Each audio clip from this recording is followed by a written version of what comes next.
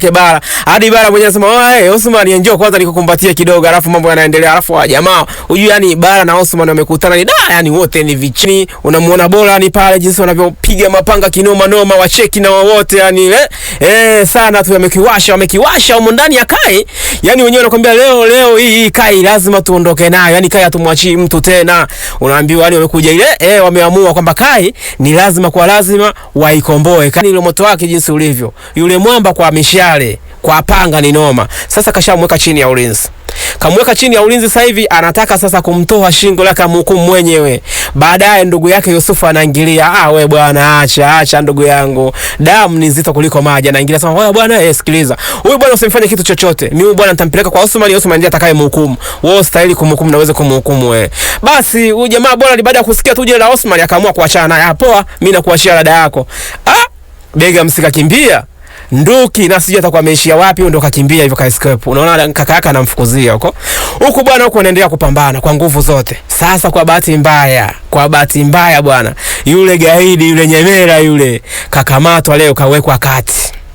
Hulu gani kawekwa kati?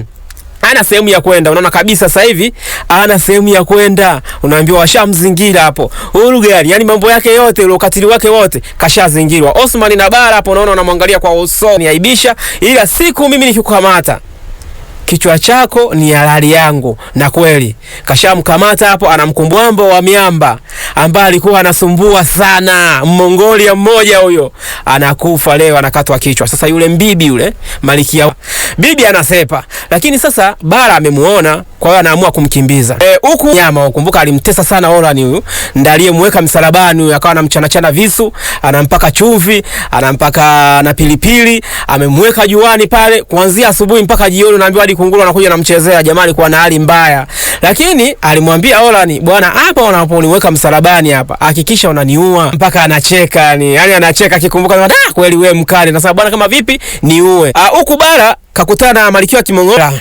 Anachukua bendera, anampa askari, kapandishe bendera. Maana wale jamaa hizo bendera alizishusha kabisa, yani majoo yao wanajifanya ndio ikulu yao. Leo hii Osman anarudisha himaya yake. Nadhani tunaishia hapo, tukutane tena.